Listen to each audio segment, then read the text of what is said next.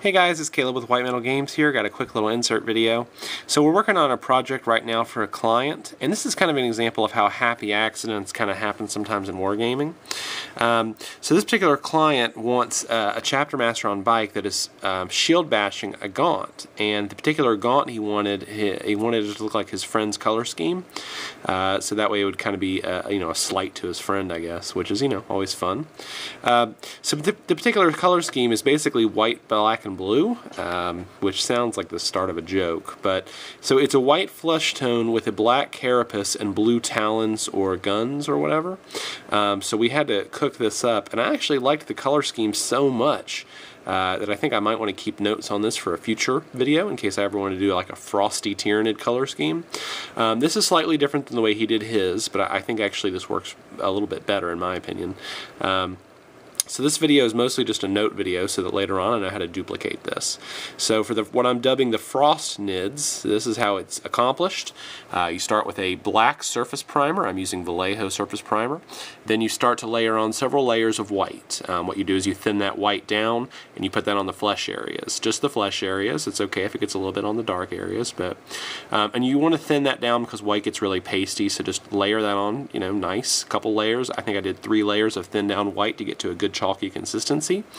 Then I went with a heavy layer of Azerman blue, which is a blue Citadel wash. I think any blue wash would work well. You're just looking for a cold color to get down there in the cracks. Then what you do is you go back to the white after the blue is fully dried, and you dry brush a good layer of white. And on this guy, I actually dry brushed the whole thing. I did the guns, the talons, the teeth, the face, and the carapace. And with the carapace, it gave this nice sort of dusty appearance to it, almost like snow powder, which I was really a big fan of. And then finally for the claws, I just thinned down some dark GW Regal Blue. So I thinned this down to a transparent consistency so that it really just laid on top of the black, and it gave a nice natural shading, or a nice natural, oops, it's hard to focus. Doesn't want to focus. There we go. A nice natural sort of shifting of color, sort of a nice blend there. So yeah, I think it looks pretty good actually. So the blue filled out all the detail, and then I went and picked out just a few other details with white for the teeth and then red for the tongue. So yeah, so Frost Nids, I like it. So if I want to do this again in the future, now I have a video online that I can look back at this and go, that's how I did it. So really, you're talking 4 colors: black primer, white paint, blue wash, and then blue for the Regal Blue.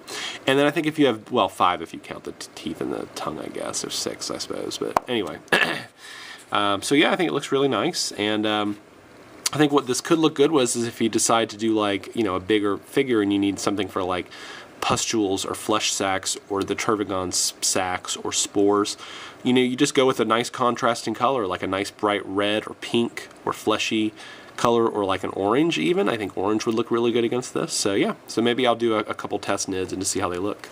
But yeah, Frost Nids. Cool. So feel free to use this recipe yourself, and if you actually cook up an army with this, send us a video. Link it to this one and let us know how it worked out. So